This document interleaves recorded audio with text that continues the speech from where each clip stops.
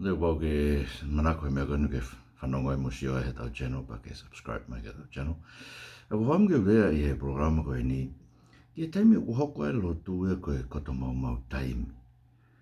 Iyo, o kulawa ke hoko e lotu koe maumautaimi, e koe uhinga e programa koe ni, to whakokau mapito toko e lotu koe ke whamore taimi, ka uye e taimi tonu ke tau hanga whatoanga, e pau tonu ke tau me asivi a ke ngai me te whamataraki ai. Koe ke tau ilo ai, ai taimi ko hoko e lotu whamore taimi, ke o te tau whamore ke tau taimi ai. Tau pore mau pe whanua lotu, tau whanua na tukilangi pa koe kakai lotu ke tau tolo kakai tō ngā, whetu ko tau pe tau aluai, tau toa e pe tau ki lotu, futu a te ki lotu, ngai whetu to koe ke whailonga e kau tō ngā. Ko whamu ke u eke kato, ke ilo koe taimi mau taimi ai, ai whai o e lotu. He koe nka hano uhinga, o alu ki he lotu. Whakarere i ulunga anga be. Nā mea koe ula pe te mino whai pa te ke alu pe koe ke haka kaunsela wheitu te nā peo whare i koe ke whakarere i ho ita pe ko ho whake pe ko ho nai mea koe koka te ula pe kau saikrosia e whai mea koe ia. Pe koe pe lotu ke maua harolakanga, maua ho mahu inga, tau hiki mai whanua muri koe ni whanua lahi e po. Ke whatonga he kakai e pe ko hai kita te tupo to tupo anga te hau koe hu e kita whanua pe koe matapure kita kolo. Hau kita kai whanua lahi koe ni muri ni, koe ki whatonga koe pe mata koe haa kita, pe arida whotu e lotu, koe hui he ilo ai kita. Ilo ai to mahu inga koe matapure kita pe koe hu e kita pe koe totaha kita te setua talerei. Pe ilo ai koe tonga koe. Sai whanonga wholofola a si isu ai uhinga koe, ai fotu siasi, ko ko mea ko fotu siasi ia, e ko hangei hanga hala. O bea ko mea ia tala mai whai si isu, whanonga ko tānoa na matiu wa taha no Westa Valu. Hala ki Cesaria Filipai, o sena no whaha e pita ko si isu, ko misa ia, ko alo e otua, ko whola si isu, ko mea ko na pita, ko mea na whaha e tamai ke te koe ke ilo ia e tahi maamani a api ako pe koe ke ilo e mea, ilo ia e whaha mea, ai tai hama, ka whanonga whawhana si isu, pe koe koe urea, whoki ia te koe ko pita, pe maka koe, pe e whunga makani, te ulanga ai hok siasi, pe e kai mālohi ki ai, e ngai matapao he te si. Sai koe mea he tolu tau ilo me heni o kau ki he langa o siasi, koe ulua ki, ko kraisi tu whunga langa siasi, whiwhia pe au ia no whotu o siasi.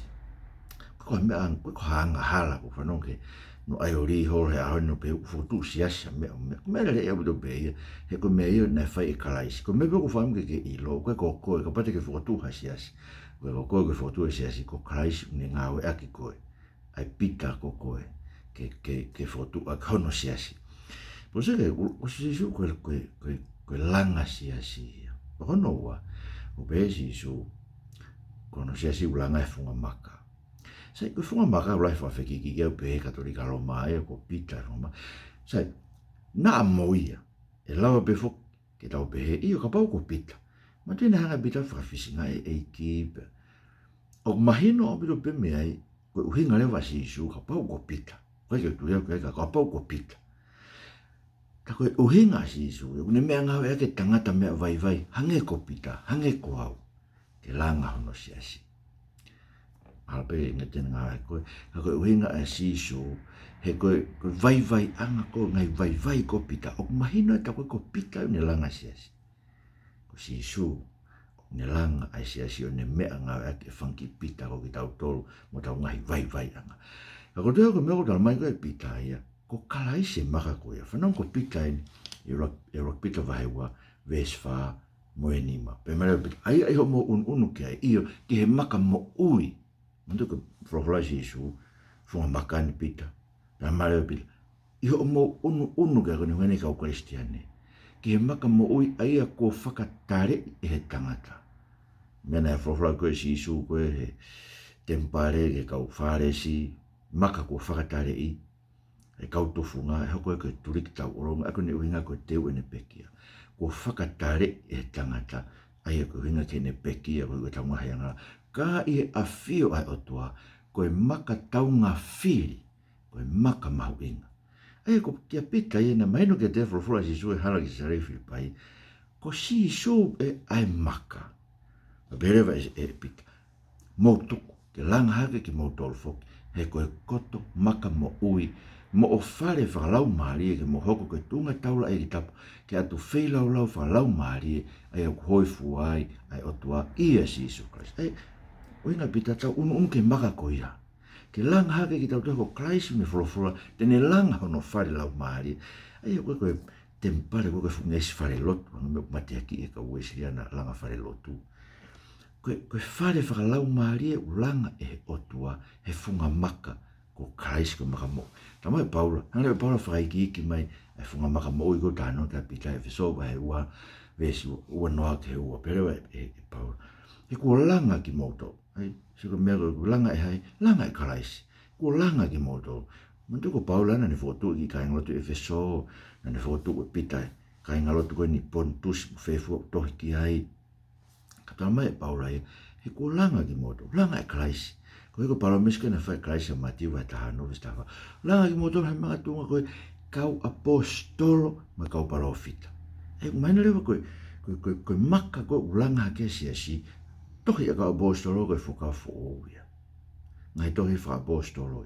Iyo mon peko maake, ta moluke, na kai ko haunga apostolo ia, ka ko hiki tohi e maake, ai manat mirie apita. Ke na whanonga mo si Isu koe kosperia apita, te tau lau a maake kosperia apita, pea ko luke, koe kau ngā whanonga e apostolo ko Paula, pa te tau pea koe kosperia a Paula, a luke. Ia, koe ngai tohi a kau apostolo, koe fuakawa motua, koe ngai tohi a kau palofita, koe pe mea Moses, na mo te evita koe ne wha sāme, koe mai te tatu e ngā wahe wa epita, koe ne palofita, na sio whakalaka mai e sāme taha o no, e toi tu ai eko si Isu Christ.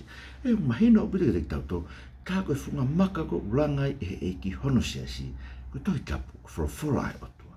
Pa hono tolu rewa, koe uhinga i ne langa, Christ koe tufunga ai, ne langa no sia si e funga maka koe wholofola ai otua, ko Christ koe maka tau whatunga mo tu au hai ge wholofola ai otua. Pa hono tolu i mga tamai si Isu, ke ta ofi, me he hu he matapā he, i kei lava i e ngai matapā. Koe inga si Isu, koe uhinga langa sia si, koe kai koe tene whakahu mai kei o langa i ki nā tue funga maka mo ui koe, koe ne wholofola, e tutoni koe te nau hu ki he. Tau mai si Isu ke sia si, pau koe ke ilo koe te ke alu ki he vani. Ku maumautaimi ho alu ke sia si, koe uhinga whai program koe ni. He koe ken, koe pono pare mai, mo ilo ka kai koe tu lavea ngofua ke tō ki he, ko tau tō koe moa. Ani ko malanga ke wholofola mo ke he lotu. E whanonga ke he wholofola si Isu ke mati wa fitu ke si wataha ke wa tolu. Ko ne tari fuken ke eke ki ai. Pe ko hai e ala whaka mo ui pe rani si mo hu e matapā whasi. Ko se ke maramalewe si Isu ke te mato heku i kai ko ia pe ne lau mai e tene hu he pureanga he vani. Ka ko e une whai whina ngalo e utamai ui he vani.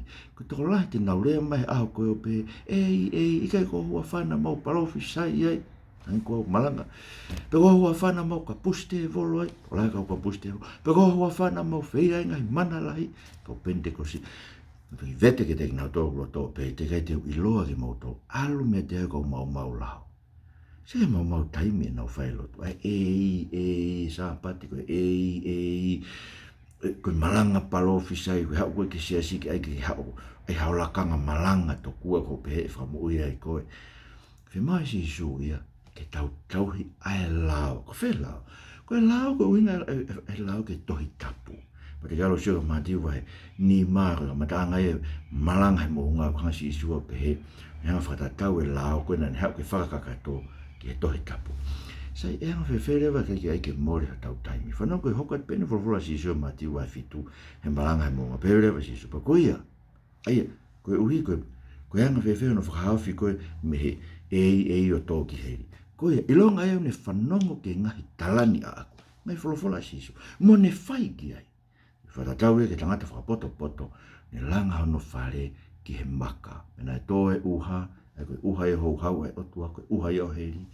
Tawhi mai ngahi vai, be angi ngahi matangi. Koe whawhakamotu a koe vai, whailonga ia o e kovi, heri. O nau whawha ki e whare ko ia, kana e ke holo ia, e ne tu unga e ke maka. Maino pere kota si Isu he, ilonga e whanonga ngai talani, i kai whai ki ai, whakatau e ke tangata vare, ai une langa ano whare ke one, pia toa e uha tawhi mai ngai vai, hange ngai matangi o nau tuki ke whare kuia, pia holo ia. holo e whare ko ia, koe holo lahi. Tio koe maumautaimi e whai lotu. Ka pau kai te ke tui koe whorofora e otua. Mon beu tau tai tui tau tau ke whakasoto ma kai whewhe malanga e ka kai whewhine whewhe e rakurin tō vai tātā kala mai e ke ai veiri e kai whewhine e lotu ai tata me koe nei whai e ka kai whewhine o tau sia ka mata e lotu ke tau hinga i sestonga.